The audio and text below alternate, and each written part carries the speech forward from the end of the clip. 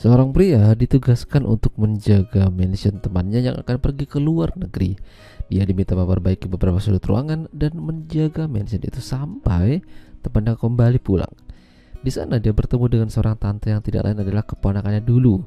Tidak hanya itu, pria tersebut juga harus berurusan dengan beberapa penjahat yang ingin merampok mansion tersebut.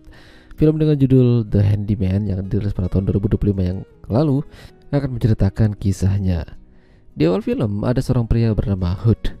Terlihat galau memikirkan masa lalunya. Tak lama dia mendapat panggilan telepon dari temannya untuk datang ke mansion miliknya, besar dan mewah. Temannya meminta Hood untuk memperbaiki beberapa sudut ruangan mansion tersebut, serta memintanya untuk menjaga mansion itu selama dia pergi ke luar negeri. Hood boleh ngapain aja di rumah itu, termasuk berenang di kolam. Syaratnya cuma satu, nggak boleh ngerokok di dalam. Hood mempersiapkan barang-barangnya di mobil sembari mengingat masa lalunya dengan seorang wanita.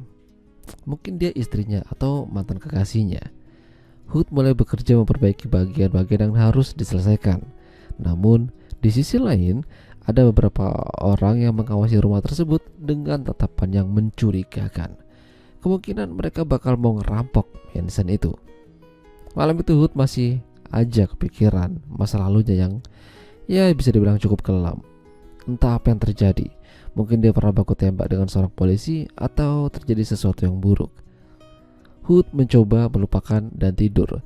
Malam makin dingin, muncullah beberapa orang tadi yang bersiap merampok.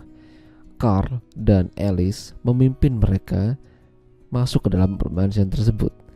Mereka udah mengawasi mansion itu, apalagi si Alice ini adalah mantan pekerja yang dipecat dari mansion. Mereka mencari sesuatu yang berharga dan mulai menggeledah isi mansion. Dia tidak tahu kalau mansion itu ada penunggunya. Alice yang pertama dapat salam olahraga dari Hood. Dia tidak akan membiarkan siapapun merusak atau mengambil barang-barang di dalam mansion ini.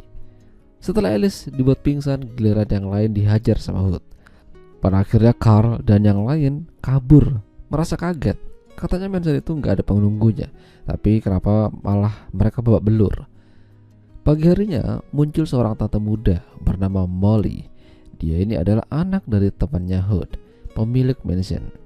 Udah lama mereka gak ketemu dan kini Molly udah kelihatan gede. Gunung Kumbara pun juga ikutan berkembang.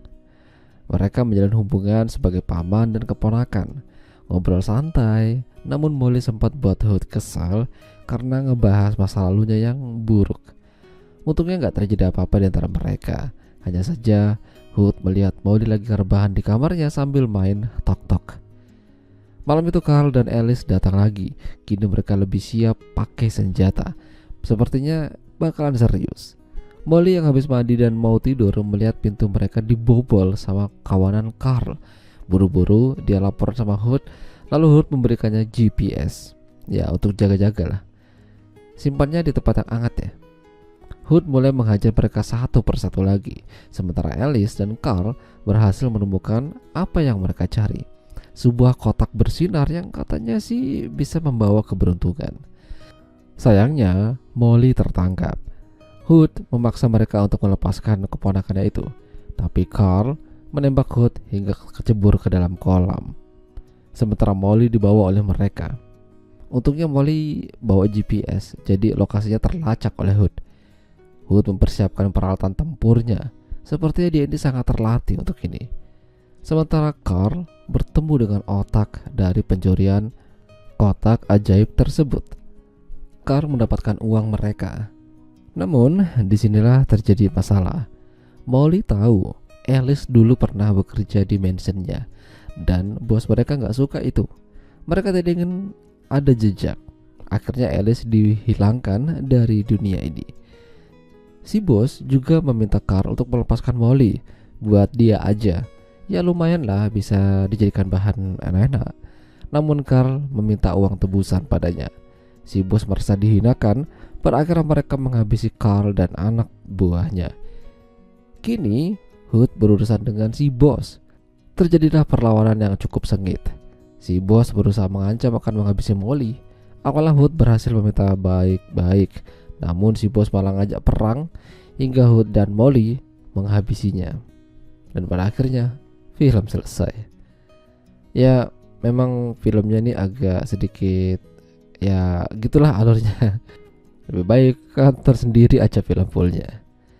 Ya itulah tadi alur cerita film The Handyman. Jika kalian suka dengan video ini, jangan lupa untuk tinggalkan like dan sampai jumpa lagi.